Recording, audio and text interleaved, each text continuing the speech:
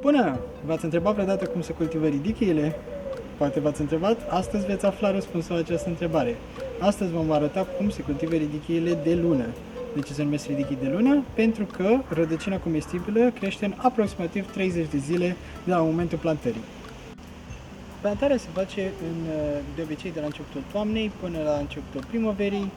Se evită plantarea în vară pentru că lumina este prea puternică și căldura este prea mare și nu ajută dezvoltarea plantei. Pentru a face plantarea va trebui să avem câteva instrumente. Primul rând vom avea nevoie de mânuși, să ne murdărim, o lopățică sau un obiect cu care putem face rânduri, semințele în sine, de ridichi, și un recipient cu apă, poate fi orice fel de recipient, slăbitoare, sticlă. Suntem aici în grădina blocului și vom căuta un sol care este fertil, aerat, atât într-un solar sau într-un mediu ca aici, în aer liber. E important să nu plantăm în ghiveci pentru că suprafața este prea mică și recoltul va fi nesemnificativă. Vom începe prin a face mai multe șanțuri.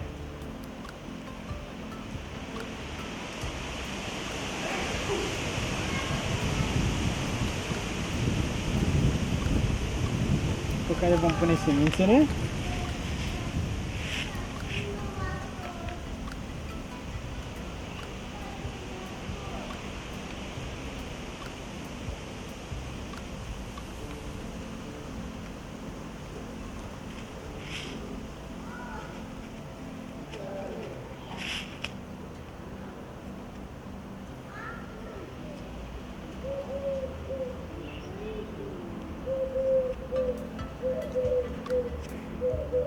Este important să nu le plantăm la o adâncime foarte mare, ele ar trebui în principiu să fie plantate la o adâncime de cam 1 cm. După ce am pus semințele, acoperim pământul.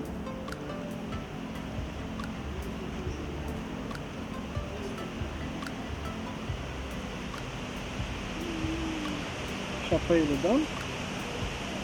Putem folosi orice fel de recipient pentru apă, nu contează.